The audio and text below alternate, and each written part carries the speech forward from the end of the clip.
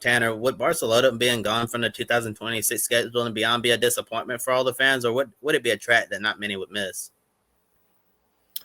Um, I'll speak personally first. I really like Catalunya, and I like that they made the adjustment to the circuit to allow for that final section to be a bit more free flowing instead of super tight and having that chicane towards the end of the track. I think that the current layout is actually really good and allows for a lot better racing for Formula One. But um, fan sentiment about this track has been mixed at best. It seems like over the years, it seems that most fans don't really care for it.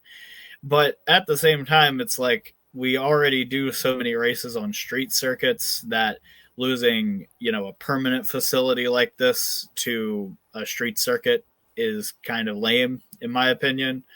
Um, I mean, obviously, we don't know what this new Madrid ring is going to race like.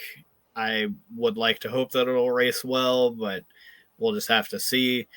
Um, I think that within 2 years' time, though, we'll probably see people start to be like, "Oh, we miss Catalunya." So, so hopefully, we'll end up back in Barcelona before the end of the decade. But I wouldn't be too optimistic about that. It's a shame. I think the track in its current layout is the best it's been and is offering some really good racing. I saw a lot of great overtakes today that were produced because of this track's current layout, and it'd be a shame if it's gone dormant forever from Formula One.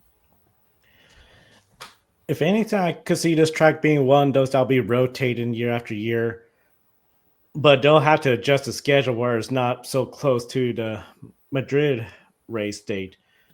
Overall, I feel the drivers, if you're going from Formula 2, Formula 3, other feeder series, so many series race at Barcelona, Catalonia, they all test there. Everyone has so much experience there compared to what's going to be this new track where you're not going to have that. So I can see that being a little bit of that new track factor where, okay, this is a new track nobody's been to compared to this circuit where everyone's been to, where it's Formula 2, Formula 3, other feeder series, sports car racing. It seems like everybody races there. I mean, even MotoGP. Um, I think this will be a track where it will be missed, but I don't think it's going to have such a big outcry compared to if this was a track like Spa when that's gone every other year. Or I know Baku has not secured its future yet, but we're still waiting for that. And that's become a very popular track, one of the newer street tracks. Overall, I think this track has done some good racing. I mean, Formula One, the track product, the expectations much higher compared to, say, in the 90s, where you were going to be happy if you had more than 3 lead changes. Now it seems like everyone's anticipating multiple lead changes, some restarts here and there, safety car periods.